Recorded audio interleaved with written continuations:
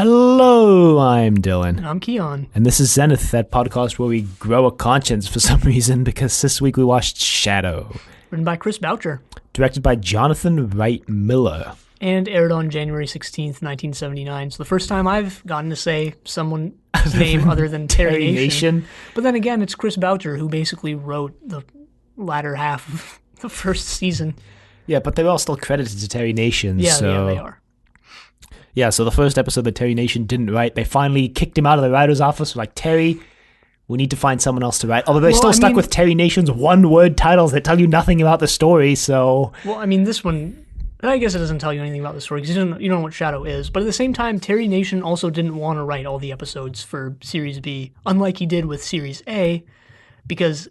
like a few episodes into Series A, as is common knowledge, he was like, I can't do this, guys. I can't do this. Yeah, probably because he realized it was a bad idea and he burned himself out in Series A, I guess it's referred to. So he finally passed the mantle on to Chris Boucher. Last week we got an email asking us to mention what stories of Doctor Who aired at the time of the episode of Blake 7 we watched that week, just so that when we talk about Doctor Who, there's kind of a point of reference. So I went and looked it up for this week.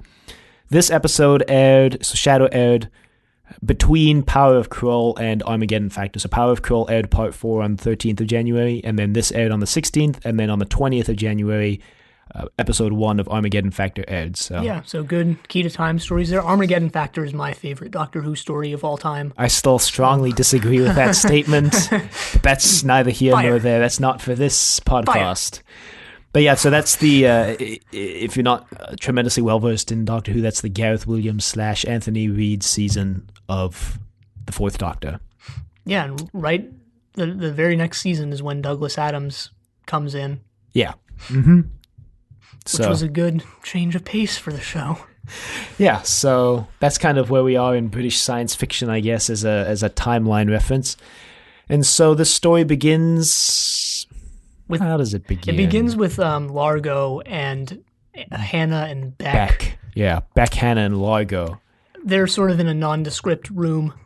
Largo is obviously in control here. He's sort of lounging around, and Beck and Hannah are at his beck and call. Ha, ha, ha, ha. Anyway, Largo offers them some shadow. Which looks like a Dragon Ball. Like I mentioned off recording, it's a little orange ball that Largo just kind of holds in his hand. Not really sure how you take the shadow, since we don't see anyone take shadow in this story. Shadow. Do you swallow that massive ball? Because that would kind of suck because it's huge. Maybe that's why shadow kills you, because you just choke to death. But so Largo asks Hannah to beg for the shadow, and so she begs. Yeah. And then he tells Beck to do it, and then when Largo turns his head, Beck just pulls a gun on him and is like, yeah, you think I would take shadow? I'm not a fool, you idiot. I think Hannah is implied to be a shadow addict, because Largo calls her a dreamhead. Yeah, I don't think it's even implied. I think it's straight up stated later on, because that's why they have to go to the other planet where the farm is, because they have to try synthesize some shadow for Hannah when well, I mean, Blake has other reasons for going there, but part of the reason is that they want to synthesize the shadow themselves for Hannah. And it's also implied that I think Beck and Hannah have some sort of familial relation. They're brother and sister. They're brother and sister was what I got out of it. Yeah. But and they have a plan to escape. Well, Beck has a plan. Hannah didn't know about this plan till right now. She's like, why are you doing this, Beck? This is crazy. And he's like, we got to escape. We're basically slaves, Hannah. We need to escape. So they're bringing another person along with them. So they're going to go to where they need to go. Hannah's going to go where they need to go. And Beck is going to go do some things. And because he steals Largo's money. And he's going to go bribe some of the captains to take him off Space City. That's the name of the station, by the way. Space City. That's a Terry Nationism if I ever heard one, except it's not, because Chris Boucher wrote this story. So Beck came prepared. I really liked this part of his plan, because he tells Largo that if he because Largo has a communicator near him, and he tells Largo that if he contacts anyone, he's going to shoot him. Mm-hmm. So they leave, and Largo is like, Largo has his eyes closed, because he also tells Largo that if he opens his eyes, he'll kill him. So they leave, and Largo is about to use the communicator, but Beck leaves behind a recording of himself saying, "Don't you dare do that, Largo." Yeah. Which stops Largo for, I guess it just buys them some more time. Eventually he'd realize they're not there. Yeah. So they end up, Beck ends up meeting with Hannah in the storage room where they were going to meet, and Yeah, this is a little later. We can explain it now. the third person is dead. Of shadow overdose. Well, actually, Or she actually, no, I said don't he know. didn't take any shadow, and then Beck said, "Yeah, this is what shadow does. Even when you don't take it, it kills you." Huh. So Yeah, so I guess just being around it. it I think once you've taken it once, it's like slowly killing you. And also later on, there's the implication that he probably actually didn't die from the shadow itself, but probably from what Largo put into the shadow, which we can talk about later. Anyway, now we cut to the Liberator. And I think we get a shot of like everybody on the bridge at once at their consoles, which I noted because I think it was like the first time we've actually seen a full-on frontal view of the bridge with everyone standing at their stations and Blake sitting in front in the captain's chair. And I thought it was like a really cool shot, so I just made a note of it. Yeah, really encapsulates this episode because this is basically the first episode where everyone does something, including Zen and Orak. So it was, really good in that regard. Yeah. I mean, also, this was also a Callie episode, so, the past few episodes have been like, wow, Callie really isn't doing jack, but here she gets her time in the sun. The first time the Liberator shows up in this story is actually we see like the window behind Beck, and you see the Liberator just kind of snoop in from the side of the window, just slowly sneaking into frame, and I thought it was like a really funny shot. I think I actually burst out laughing at the Liberator just sneaking out from the side of this window. Anyway, we also get a shot of Space City, so it's a space station. It's a space city. Villa's like, Space City, all I've ever dreamed of. It's all here in And front Blake's of me. like, you're not going down. And Villa's like, oh, what? It's like, every vice you could imagine is down there. I need to be there, Blake. Blake's like, no. Gan was weird in this episode. Gan is like, you know what we're doing, right, Blake? We can't convene with the Terra Nostra. Yeah, They're wait, a we criminal haven't. syndicate. Wait, pause, because we haven't actually explained what Blake wants to do, so that doesn't make sense yet. What Blake wants to do is he wants to get with this, basically a terrorist organization called the Terra Nostra. Or, I mean, maybe not terrorists. They're terrorists to the they're Federation. like a crime syndicate. The Federation considers them terrorists, I think, like Avon or Blake says. I mean, I think they're a crime syndicate that engages in like terror activity that can be considered terrorist activity. Yeah, but anyway, Blake wants to buy their help in fighting the Federation. So yeah, then Gan's like, we can't go with the Terra Nostra. They're like terrible people, and they're like, they're a crime syndicate. Blake is like, we're all criminals. Yeah, and my only goal is to destroy the Federation at any cost. So, Gan, just sit down. Yeah, at the end of this episode, when it's revealed the big twist about the Terra Nostra, Blake's like, we may be looking at the only good people in the galaxy, and Avon's like, well, that's a terrifying thought. But what was the weirdest part about this for me is this new facet of Gan's character. I mean, Gan... Maybe it's the limiter acting up again. Okay, I mean, Gan with the limiter on has always been sort of docile. Well, like 50% of the time. Pause, remember? What was the episode where Avon had a god complex? Deliverance. Gan was like, I think I'm beginning to enjoy all this violence. But anyway, it was just weird how Gan was so against working with the Terra Nostra. Gan is the most inconsistently written character on the show, which is surprising since every other character basically has a consistent character for the entire show, and then there's just Gan ping-ponging between like 7 different states. Ping-ponging between being a murderous psychopath and being the voice of reason. Yeah. In this story, which is usually Villa, except in this story, Villa wants to go down and get smashed drunk. Yeah, I read that this story is the first of many stories to introduce, or this is the introduction of Villa's affinity for alcohol, which is a big point going on from here, which has never really been a point up until this point. Yeah, because I don't think they've even mentioned alcohol on the show before. So, Nope. But yeah, anyway, so Blake takes everybody down except for Callie and Villa, who he leaves on the Liberator for backup. And Gan is supposed to be like the backup on Space City because he doesn't go to the meeting because, once again, Jenna just knows everybody in the galaxy because apparently Jenna knows... She knows Largo. She lets everyone know that Largo is part of the reason why she got arrested. Yeah, he like betrayed her, sold her out when she was running some of his product. Yeah, she was running some of his product. I think what it was is that she refused to he wanted her to do more than what she was doing, and she refused, so he sold her out. And presumably this is how she got captured at the beginning of the series, although not for sure. Yeah. So her, Blake, and Avon are going to talk with Largo because he kind of runs the Terra Nostra on Space City. Gan is supposed to be like the backup. Yeah, Gan's supposed to just stand in a hallway. We forgot to mention that Beck and Hannah get captured in that room where the other guy's dead. They end up getting captured. I think they actually get captured right before we cut to the Liberator, and I think we just forgot to mention it. Yeah, Largo's henchman pulls a gun on them. And only mentioning his henchman because he comes into play a little later. Then, Blake and Avon kind of try to haggle with Largo for a bit, and Largo's not having it because he's like, I'm not a criminal, I'm a completely legitimate businman. And they're like, yeah, right, sure. The Terra Nostra don't even exist. Avon says, you seem pretty sure of that, Largo. Largo gives this foolproof alibi. He's like, I have contacts in the Federation. I'm sure if the Terra Nostra existed, they would tell me, and they haven't told me. Therefore, the Terra Nostra don't exist. Yeah. Well, and then Jenna's like, what about all that product you had me run? He's like, I didn't know that were illegal drugs. I just gave you the boxes. Jenna! I didn't know it was in the bag. I didn't know I gave you a bag full of cocaine to fly over the border into California. You can't pin this on me, Jenna, okay? You can't pin this on me. I thought it was cane sugar. I also thought it was hilarious what Avon uses to bargain, because there's just this scene where he takes the gem, I guess it's supposed to be, out of the bag, but it just looks like a plastic orb. Avon's like, have anything to say to this? You just put some plastic down in front of Largo. Then again, the cactus things later don't moon discs. Yeah, the moon discs don't look any better. Okay, I'm going to talk about the moon discs later because I have some things to say about the moon discs.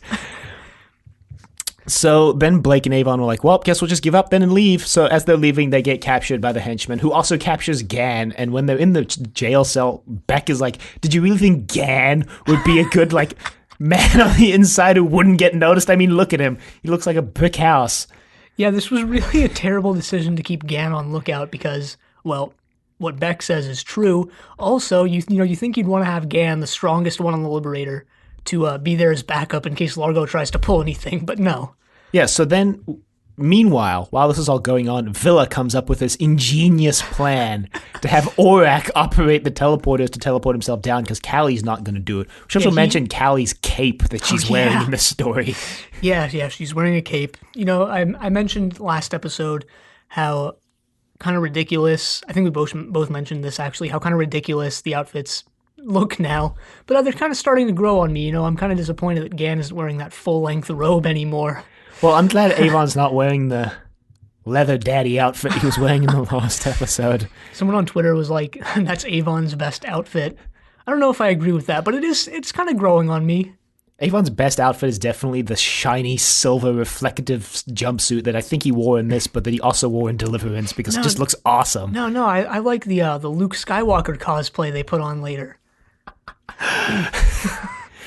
Gotta get that Star Wars audience. We should have just called this podcast Costumes of Blake 7 and just talked about outfits for an hour every week. That would be something. I actually just found out that Blake 7 came out before Star Wars in the UK, like a week before Star Wars. Huh. Which is interesting. Yeah. Also came out on the same day as Logan's Run. I didn't know that Logan's Run was even existent before. Oh yeah, Logan's Run's like a pretty big sci-fi movie, I think. I think it's a show. I mean, might be a show. I don't know. It's a big sci-fi thing. That's I didn't really know what it was, but then people started saying Blake 7 came out around the same time as Logan's Run, so. Huh.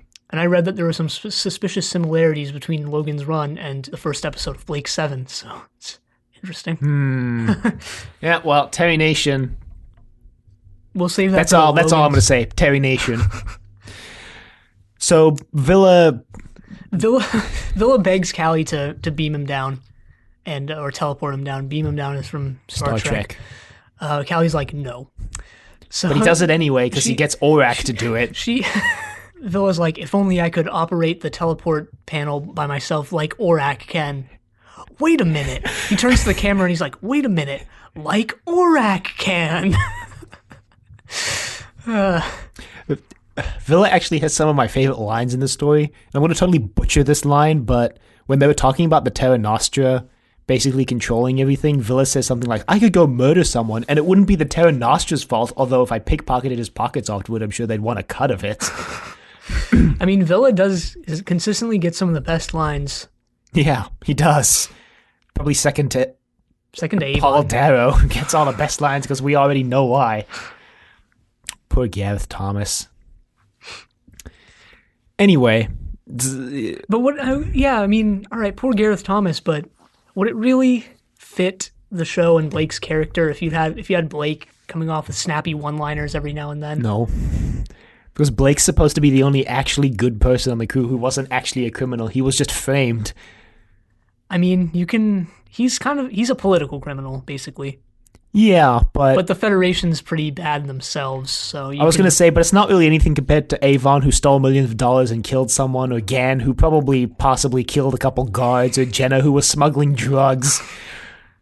Yeah, I think Blake 7 in character, that new podcast, sort of mentioned this, and I want to mention it here because it was really interesting. They mentioned how Blake and Jenna, or they sort of posit this thing where it's like this. I mean, the sort of main trio, right? Blake, Avon, and Jenna. Mm-hmm. Blake is not content with what the Federation's doing, and the reason why he's a criminal is that he opposes the Federation. Mm-hmm. Whereas Avon is totally content with what the Federation does and only breaks the law so that he can live in luxury within the Federation, right? Yeah. Whereas Jenna is just, a criminal and sort of goes around Federation rules and laws so that she can live within the Federation. So like a midway point between Blake and Avon almost. That's interesting. I was also actually going to say that Blake is actually probably not the least criminal of all of them, and I was actually going to say it's actually probably Callie, because Callie was just sent to go liberate a planet from the Federation rule. There's more you find out about Callie, I think, this season. I was going to say, but that might not be true. Yeah, I mean, I guess we don't know the whole story about Callie. I spoiled some things about Callie accidentally, and I don't think I know the whole story yet. But I guess really Zen is actually the least criminal of all of them. I'm not going to count Orak because Orak seems like a criminal to me. Yeah, well, I mean, the whole Liberated crew is criminals in a galaxy of criminals. And I know one of the emails last week said that Dark Matter was inspired by Blake 7 in that aspect. And yeah, I agree. I think it's pretty obvious that Dark Matter is inspired a lot by Blake 7. Dark Matter is a show which is basically about a ship of criminals in a galaxy of criminals trying to do less criminalistic things. And I think I've mentioned Dark Matter on this show before, actually, in a couple of our early first couple episodes. Yeah, it's a... I mean, I haven't watched the show. I barely know anything about it, but I think it's one of those shows that got big because of the outcry about how it was canceled or something like that. Partially. Actually, I was thinking about this in the past week. There is actually similarities between Dark Matter and Blake 7, and there's actually 7 people on the ship of Dark Matter, on the ship in Dark Matter. Well, there's 9 now on Blake 7, so, got to get to killing some of them off. Well, so I was going to say there's 7 on Dark Matter as well, but also only if you count the computer as a character, much like in the original, in Series A, you had to count Zen as a character. That's pretty much a direct reference to it. So I thought that was pretty interesting. Although in Dark Matter, the computer actually has like a corporeal form because the computer can inhabit this android that's on the ship.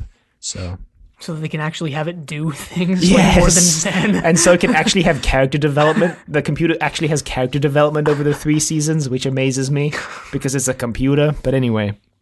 There are a lot of shows actually that have taken inspiration from Blake 7. I think Blake 7 is one of those shows where the things that took inspiration from it don't outright say that they take inspiration from it. Or Blake 7 is, at least here in the US, sort of obscure enough that you don't even really know. I was going to say, I also think Blake 7 is one of those shows where the shows that took inspiration from it, at least in the modern day and age, kind of overshadowed Blake 7, at least in America. Well, maybe not so true in the UK, where Blake 7 is probably more well-known. Yeah, well, I mean, I keep mentioning this.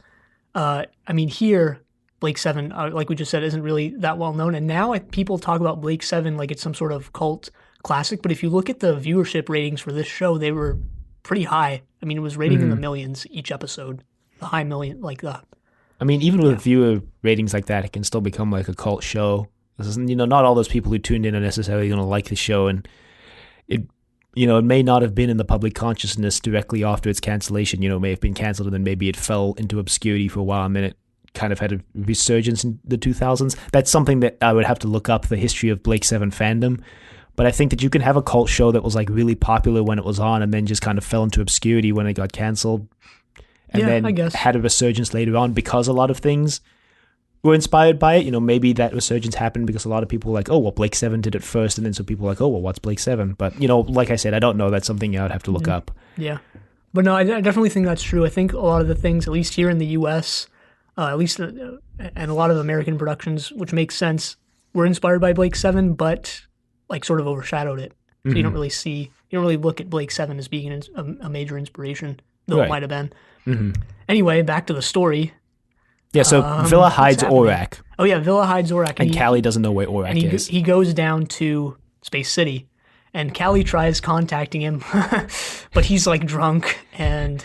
Well, I thought this was just Aurak making a fake Villa Yeah, voice. I didn't know what this was. Based on like what happens later, this could have been anything really. Yeah, and I guess it doesn't really matter, but to me it sounded like a fake Villa voice from Aurak because it was just like, hi, Callie, I'm fine. Would you like anything from Space City? And Callie's like, a necklace made of your teeth, Villa. And Villa's just like, okay. What if he actually brought it back for her? Oh, God. He comes back with no teeth. He's like, here you go, Callie. She's like, how drunk were you? Maybe he took some shadow. Well, guess he's addicted now. Blake actually mentions the necklace made of teeth thing later on, weirdly enough. Yeah, because I guess Callie tells him the whole story. So Blake and his buddies... Blake and his crew. Blake and his Liberator buddies. Now I'm imagining like a kid's book version of Blake 7 entitled Blake and His Buddies, and it's got like a really cartoony version of the Liberator drawn on the cover. Takes out all the violence and yeah, it's just like drug innuendos. It just talks about how Blake is like a rebel hero trying to overthrow the Federation. So Blake and Jenna and Avon and Gan and Beck and Hannah make their way back to Largo and basically end up escaping. They have this plan to overpower the guards. Yeah, they just need to get the teleporter bracelets them back and like karate chop them in the back of the neck.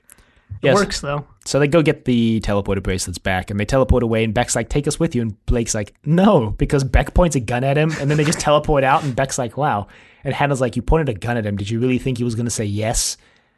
And I mean, I got the impression that Blake was going to take them. They just didn't have any extra bracelets, so...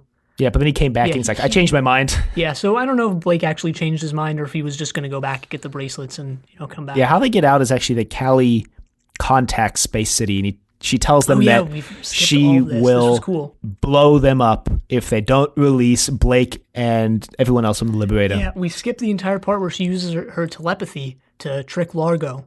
Well, that happens now because then Largo calls her up and says, oh, so you've got these people. And then Blake then says... Actually, Blake calls him up under Largo's direction. He's like, hey, bring all of the gold in the treasure room to us. And Callie's like, all of it? And Blake's like, yes, all of it. All four. Have Zen load it up and bring it to us in the shuttlecraft. And Largo's like, your shuttlecraft is here. And then I was like, wait, but what shuttlecraft? I guess, I mean, maybe Blake and everyone else just, oh, yeah, they teleported down. I don't know. Yeah. I don't know. So anyway, well, Largo, whatever. and then Blake's like, we have multiple shuttlecraft, and Largo's like, well, how many do you have? And Blake's like, 4. So Largo then asks Callie, how many shuttlecraft do you have? So then Callie uses her telepathy to tap into Blake's mind and find out how many shuttlecraft he told Largo that they had. Yeah, she counts telepathically and tells Blake to say her name when she gets to the correct number, which is 4. So they pull that off pretty nicely. Pull off Callie using her telepathy for something actually useful. Well, and more later on in the story. Well, yeah, the second half of the story basically revolves around Callie, so. But yeah, when that communication cuts, Callie threatens to blow up Space City, and then they send out like a gunship, and she tells Zen to just fire off their bow. She actually has to plead with Aurak to put Zen back in control. So Zen's back in control. So yeah, she still doesn't know where Aurak is, and she shoots an Ensor beam. That's what I'm calling them now. And Ensor beam count 3, I guess, if you count the shield. And they keep an Ensor beam count. all right, you keep track of that. I'm not going to help you with that. That's all on you. Right. And it blows up the gunship, and they're like, wait, okay, we'll release him. We'll get him out.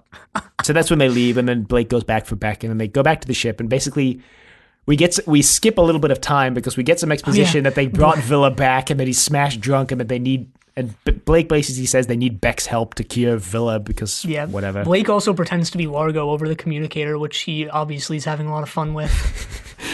But yeah, then we cut to a little bit later where Beck and Hannah are on the ship. Yeah, and Largo basically has this plan to track them, but he doesn't reveal exactly what it is. But he's talking with the Federation president, I guess. He's talking with someone in charge. I mean, I think he's talking to a Terra Nostra person. He's talking with someone in charge. I think it's someone higher up in the Terra Nostra. But yeah, then we sort of get more information about what Shadow is. So it's created from a plant called the moon disk. Except it's not really a plant because it's like a sentient creature that can move and stuff. So it's less a plant and more like a bug, I guess. They call it a plant, but it can move and walk and it has telepathic powers. Well, I mean, plants move like really slowly and some move like faster than others, like Venus flytraps and stuff. So, I mean, it kind of reminded me of that Ursula Le Guin story. What's it called? Faster Than Empires and More Slow, I think. I don't know.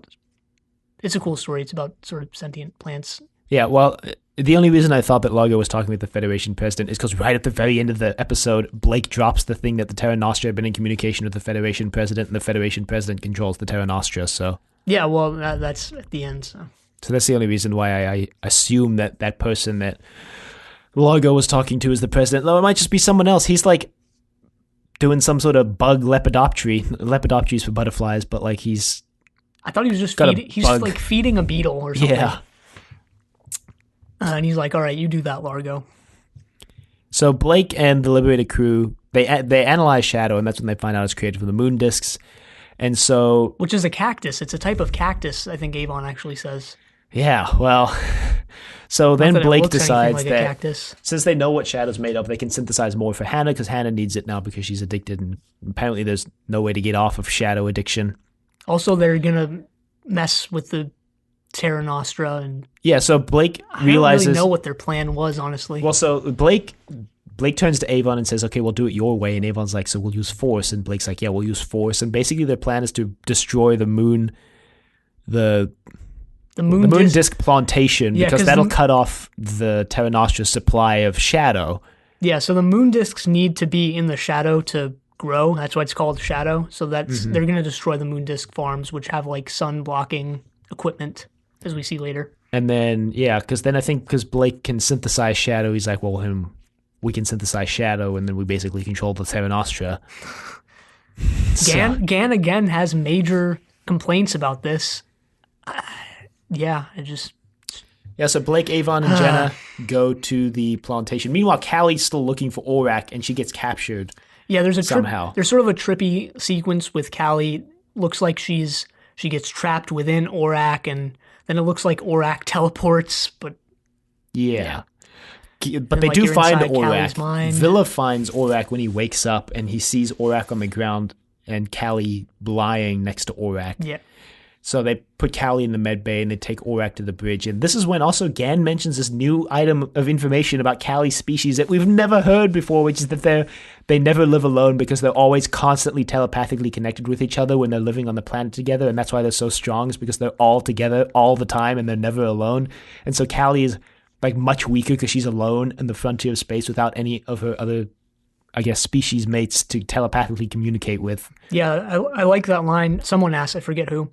So what happens when they're alone? And Gan says, I think we're beginning to find out. I like that one because it was a cool line for Gan, who's basically been shafted in terms of getting any cool lines. Yeah. And two, I was more okay with this being sort of out of nowhere because of that line where it's like, oh, all right, I guess we're finally, after however many episodes, this is sort of taking a toll on Callie at this point. Yeah. So yeah, Blake, Jenna, and Avon teleport down to another rock quarry, except in full daylight this time. But they're cactuses, so, it's okay. You don't want cactus growing in a very rainy or forested area. They'll just die. So they gotta Yeah, but I also don't think you want cactus in your rock quarry, because then it's getting in the way of all the rocks. Darn. Why didn't I think? Anyway, yeah, they're in a rock quarry. So they see the moon discs for the first time, and I just burst out laughing at the moon discs prop when they showed look up. like amber, kind of. Although at the same time, I think they're pretty cute when they start moving. I was like, I want a moon disc now. Well, there's a moon disc. I guess it's Blake's 10 now. There's a moon disc on the Liberator. What if they just change the number in the title sequence every episode to reflect how many people on the Liberator? Also, I bet Beck isn't even going to be on the Liberator next week anyway. I don't think Beck's sticking around. We didn't mention the installation on Orak. I don't even remember when they put it on, but which installation?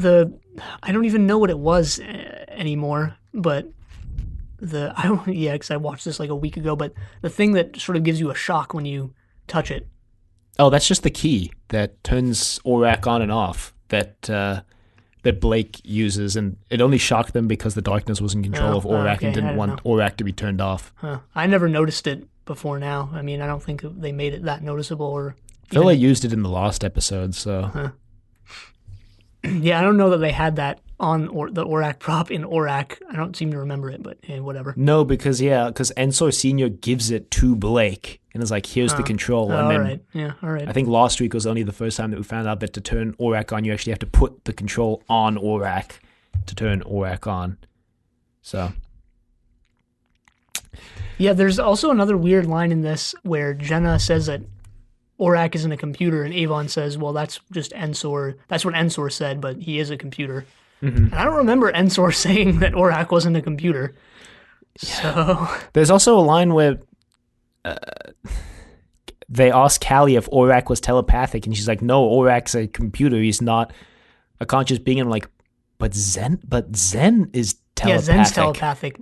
And Orak kind of is in the same way. Anyway, so yeah. I mean, maybe her species doesn't use the word telepathic in the same way. I don't know. Yeah, for sure. Anyway. I wonder, I mean, I guess this is like, are the characters in this speaking English? They are, right? Like, I think we had this discussion slightly before and we just assumed that, I don't think we have. I would have remembered it, but I don't know.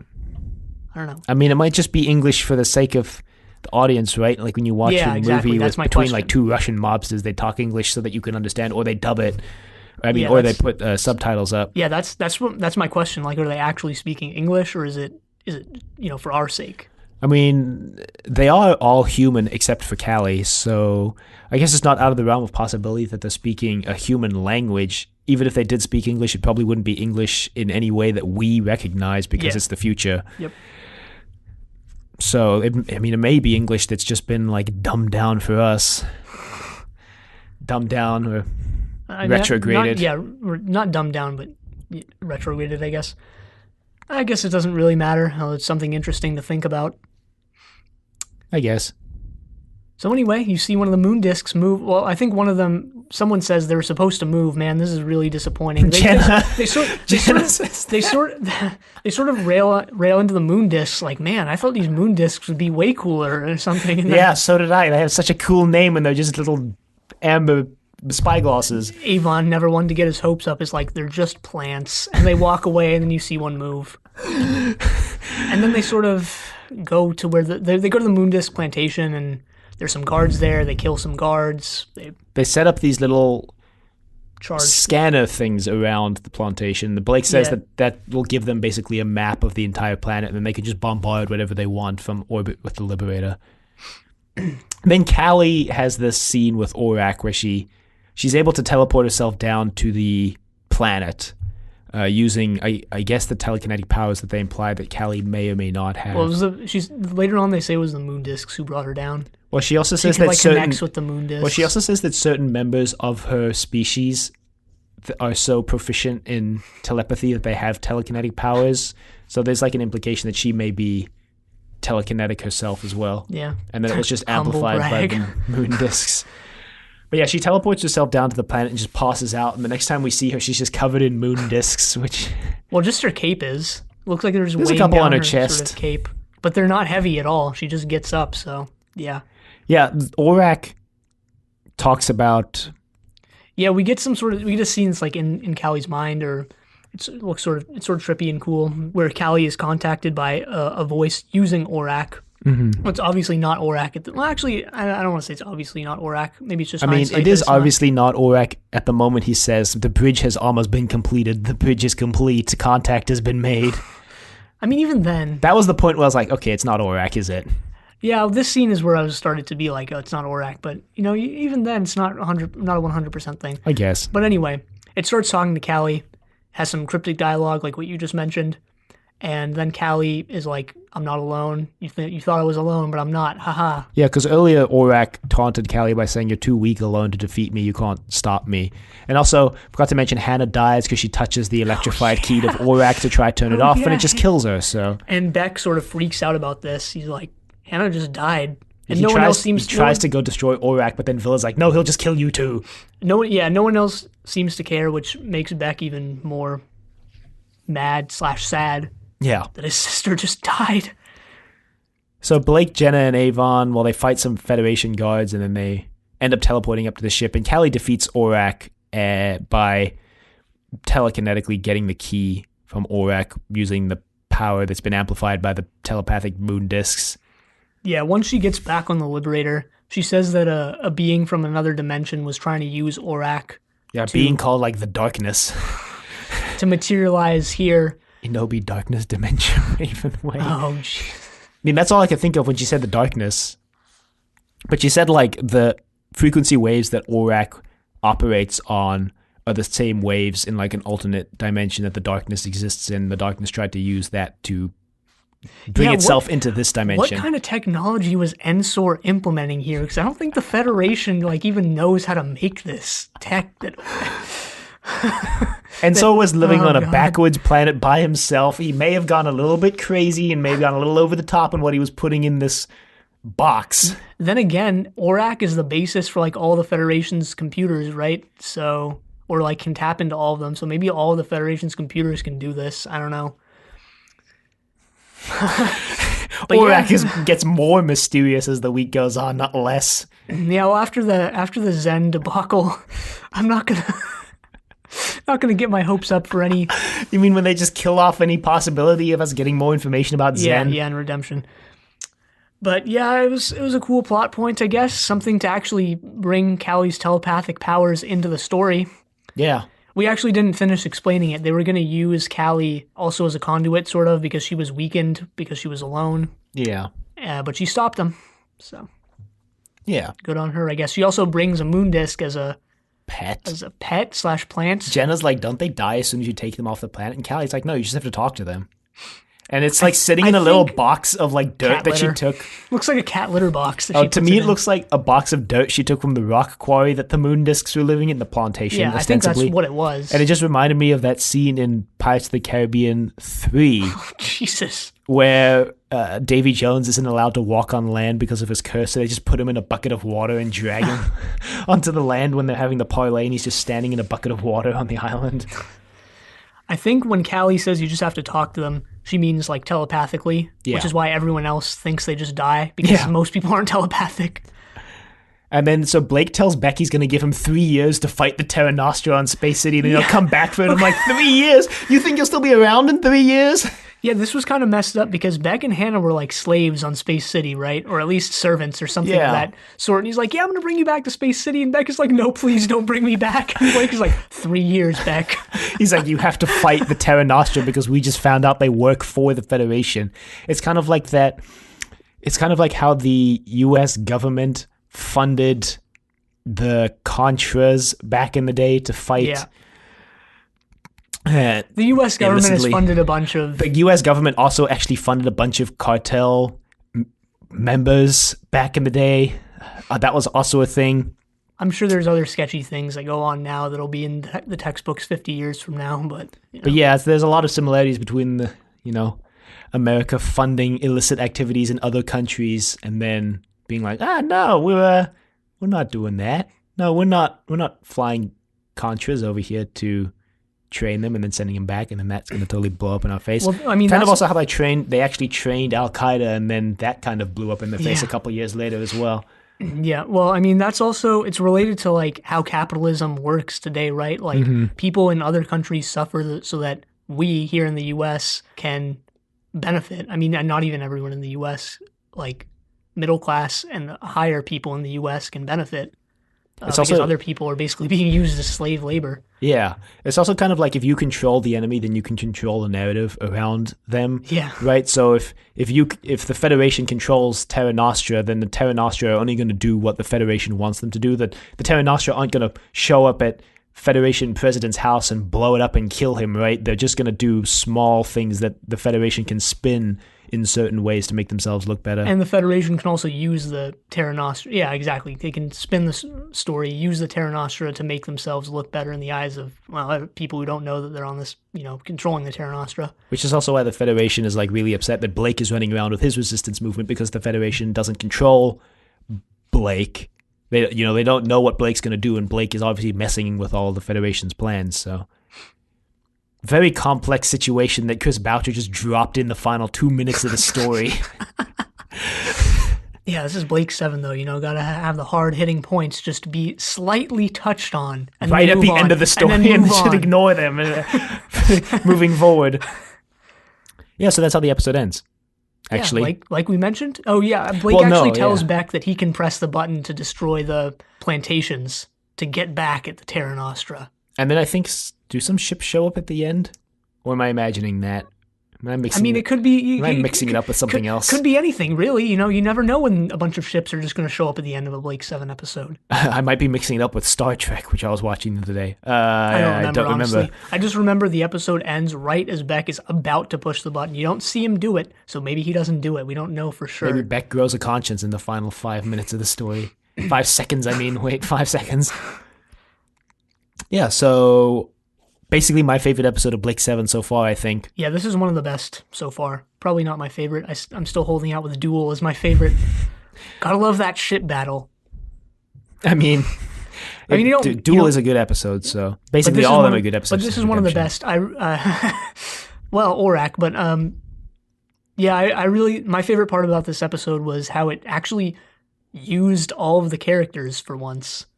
Yeah, and I think it redeems the show after redemption. I guess you can say Cygnus Alpha used all of them, but they weren't all assembled at that point, so... Yeah, no, the story definitely gives everybody a purpose. Even Gan, who's been kind of shafted for the past couple weeks, gets his time in the sun. I would be okay with Gan in this episode if that was his character, if that was established as his character earlier and wasn't just some out-of-nowhere thing, right? Because Gan hasn't really had that much of a conscience before, but if they had set him up like that and continued characterizing him like that, I would have no problem with Gan in this episode. Yeah. I also like this because Callie it was a Callie episode, and she'd sort of also been shafted lately, so. Yeah. No, Callie's also kind of a cool character. She's definitely up there with the main triathlon, and I guess they're all actually really cool characters now that I think about it, except really for Gan, who once again has been ping-ponged between 7 different characterizations, which makes it difficult to be like, oh yeah, Gan's a really cool character, because like, are you talking about unlimited Gan? Are you talking about limited Gan? Are you talking about Shadow Gan? Are you talking about, Gan when he first shows up in his first episode even is like completely different from his later appearances? Yeah, Gan, like, the concept of Gan is good, but, just probably the most mismanaged character out of all of them. Yeah, because they did use his one kind of unique character trait, which was his limiter in Breakdown. But other than that, we've never really seen it. Like, Callie is telepathic, and yeah, this is like the big telepathic Callie episode, but we've seen Callie use her telepathy before. It wasn't just introduced in her first episode and then dropped until now. She used it before. She used it in... She's used it a bunch of times. She's used it a bunch of times. I'm not remembering specific episodes. She's used it in Bounty a lot. She used it in that episode where Avon and Callie stayed behind and Blake went away, and Avon was like, he better come back. The one that was like Agatha Christie in space. Oh yeah, Mission to Destiny. Yeah, Mission to Destiny. So, yeah, that's just a bummer about Gan. Yeah, it is. That might also play into why he was like the least liked character going into this season, which we've mentioned a couple times now about the poll that said, oh, Gan's the least favorite character of the audience. And that's probably because Gan didn't get as much character as everybody else. So, oh well. Anyway, ratings for this episode. I rated this episode Villa's sideburns out of everybody's sideburns because, Villa's sideburns in this episode are basically the perfect sideburns. They're good, strong, thick, and basically all around amazing. I thought they were a little little too much. Maybe like this episode, maybe a little too much going on in the second half with all the weird trippy Callie stuff. But I don't know. I think compared to everybody else's sideburns, Villa's definitely was the best, and like this episode, compared to all the others, definitely the best. Well, I rated it as Servalan's plan from Deliverance because it was a little hard to follow, but ultimately still an okay, like pretty high up there, good sort of plan. Except didn't Servalan's plan completely fall apart? Yeah, well, that was in the execution. Maybe this had a better execution, but I specifically mentioned Deliverance, not Aurak, because in Deliverance it sounded pretty good. It sounded pretty good. Yeah, like this episode. Like on paper, it was pretty good, and then they were like, "Oh, we tried to do it, and it just didn't work." Come to think of it, that plan might have actually been better executed. This was something we mentioned on Aurak. I'm kind of saying this as a joke, but I also, now that I think about it, I'm kind of serious about this. Might have been better executed, also in terms of Travis and Servalan's character, if they got someone else to do it. Yeah, Servalan should have actually delegated her work instead of actually taking it in her own hands for once. Yeah, that turned out to be her critical mistake. And now that I think about it, we didn't even mention this in Aurak, but it is really weird that Servalan just decided to take this into her own hands. Yeah. There's pretty much no reason why she would want to, except I guess she didn't want anyone else to know about Aurak. But even still, she wasn't the one who authorized the purchase of Aurak, was it? She said, like, the Federation itself had authorized the purchase. She wasn't the highest order on that. It was her plan, definitely, especially the part about killing Marriott. Yeah. But, I don't know. But still. You'd think if she was okay with killing Marriott, she'd be okay with, getting someone else to accompany Travis and having them potentially die, rather than endanger herself. But yeah, she could just have Travis kill that other person at the end of the mission if she really wanted to keep it secret. So... yeah, maybe it wasn't as good maybe it wasn't as well thought out a plan as I thought it was, but, whatever. Yeah, there seems to be some critical holes. Anyway, so we once again got an email from regular correspondent and basic third host Sergeant Drano. Still working on getting him on an episode, so he will actually be a third host at some point. Sergeant Drano, if you're listening, and I haven't emailed you back yet, in your next email, please include what episode you'd like to be on. As long as it's not Weapon, which we've already recorded. Yep. So anything except that, just let me know. We're recording Horizon next week, so in your next email. Okay, so I'm just going to go ahead and read it. The subject line is Blake 7, Redemption and Shadow. Hey guys, so Redemption. I find myself going against most of Blake 7 fandom on this one in that I actually really liked this episode. Ooh, no. Ooh. To me, it wasn't a letdown at all, and I appreciated the show following through and giving closure to one of its central mysteries. And so far as we know, the system is still out there. Only DSV-1 blew up, that giant station, and the 3 planets are still intact.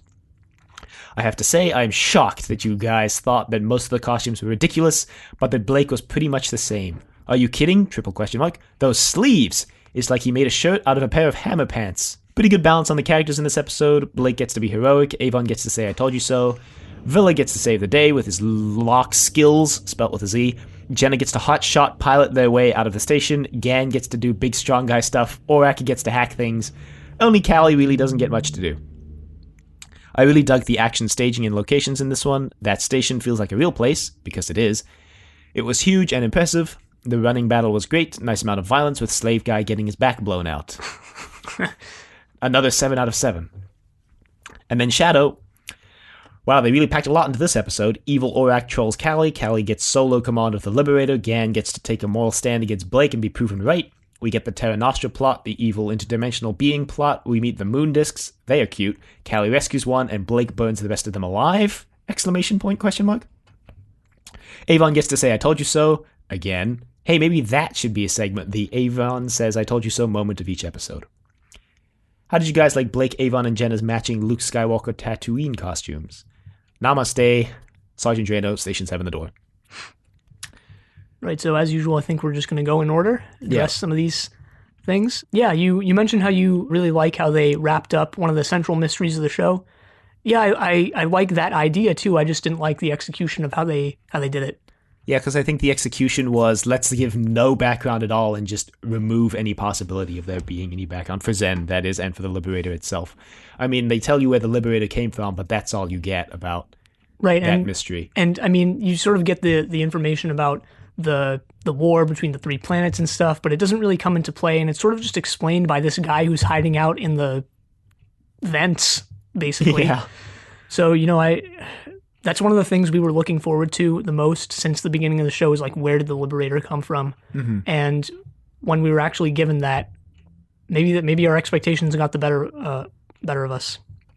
I mean, it's possible, or it's possible Terry Nation just didn't actually know what he was. Terry Nation's a hack. No, I mean, it's just possible Terry Nation didn't actually know what he was going to do with it and just wanted to get it out of the way so that they could focus on other things, which is, I think, something we mentioned in our Redemption episode.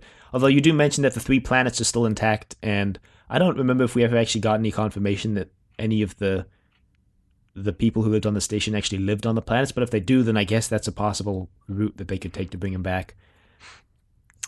You're shocked that we thought the costumes were ridiculous. Well, but Blake was pretty much the same. Blake was pretty much the same, except he added some sleeves. It's those sleeves, and I mean, I posted about this on Twitter too. I sort of realized after the fact, like, the sleeves are kind of huge, because there's this group shot of them. I guess this was a promotional image where Blake is standing in front of everyone, and he has his hands sort of spread out as if he's blocking them from something. And his sleeves are like very highlighted in that picture. Got to make sure you have enough space in your sleeves to store all the stuff. Like your arms.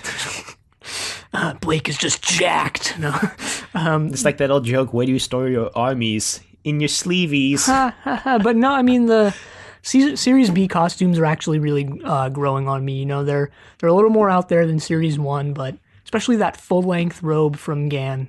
Really like. You just really like the full length robe. Yeah, I do. I just like Callie's cape in Shadow. Yeah, Callie's cape is cool. Because, I mean, we've never seen anyone in the show with a cape, except for Sovlan, I guess. Yeah, pretty Sovlan good balance really on the characters in Redemption. Yeah, I think it was, from what I remember. Only Callie not getting much to do. Well, that's just a byproduct of there being 8 characters on the show, although I noticed you didn't mention Zen in your list, and Zen didn't really do much in Redemption either. And then Callie is basically the focus in Shadow for a lot of the episodes, so I guess they sort of make up for it there. You said nice amount of violence with a slave guy getting his back blown out. No, I mean, I don't condone violence, so... There's a edit of the end of Redemption when they're doing the fight scene or whatever that has a Benny Hill theme playing over it with like sound effects, and it's really funny. It's on YouTube, so I'll that's post kind it of like the sitcom edits we keep asking people to provide. Yeah, I couldn't believe that someone did. I couldn't believe that there's a Benny Hill edit, but there's not a laugh track edit. Shadow was really good, like we said in this episode. Definitely my favorite episode so far, even including Weapon, which we've already recorded. Evil Orak was definitely the best part, but we're never going to see Evil Orak again because I think we actually forgot to mention, and I was just thinking about this a couple days ago, I think we forgot to mention that Avon fits a bomb to Orak. That's going to go off if there's any variation in Orak's parameters, so... I wonder if that'll come back to bite them in any way. Orak just blows up and blows a hole in the side of the Liberator, and they're like, oh, damn it, Avon. Yeah, the moon discs are really cute. Like I said, I want one.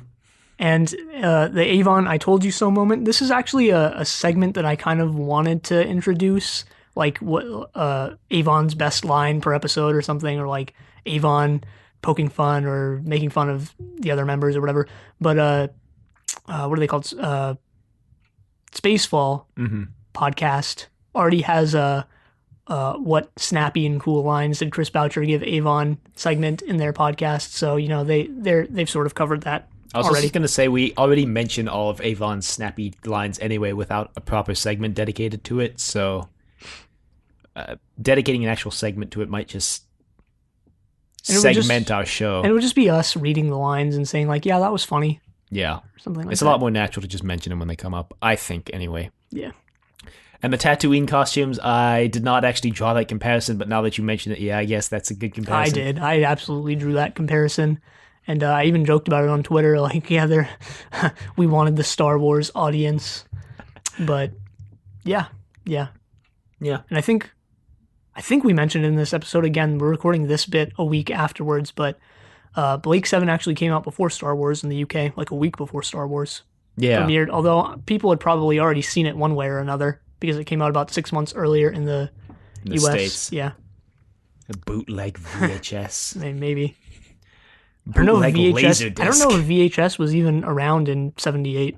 Probably to some capacity, but not like Widely used. on God, I forget which podcast this was. It was either Shake and Blake or Blake 7 in Character, where one of the hosts said he used to audio record Blake 7. He had all 52 episodes of Blake 7 on audio tape because he used to just put the recorder near his television speaker and record the episodes that way. Well, that's how we have the reconstructions for Doctor Who, right? Is that people recorded the audio of the episode, and that's how we have the audios, because someone stuck an audio tape in front of the... Yeah. And that's why some of the God, the reconstruction... Dark Ages. That's how some of the reconstruction episodes of Doctor Who have, like, really, really low quality audio, because it's, like, coming out of a TV into an audio recorder, so... Anyway, yeah, that's just kind of a little Doctor Who connection there. And, yeah, once again, let us know if I haven't emailed you back, which I will likely forget to do. In your next email, just include what episode you want to be on with us, and then we will work something out. So, Yep. it's just not allowed to be Weapon, because we've already recorded that episode. And so, if you would like to email us, you, the audience member, you can email us at thedoctor@decorativevegetable.com. Questions, comments, concerns, angry rants, love letters, your thoughts on Shadow, the drug war of the future. You can find us on YouTube at Decorative Vegetable. You can find us on Apple Podcasts and Google Play at Zenith or Blake 7 Podcast. Man, I'm really butchering this outro today. And please leave a rating if you like the show. Check us out on Facebook. Trust Your Doctor. Like us on Facebook. Also check us out on Twitter at TYD Podcast and follow us on Twitter. And next time we're watching Weapon. But until then, the end.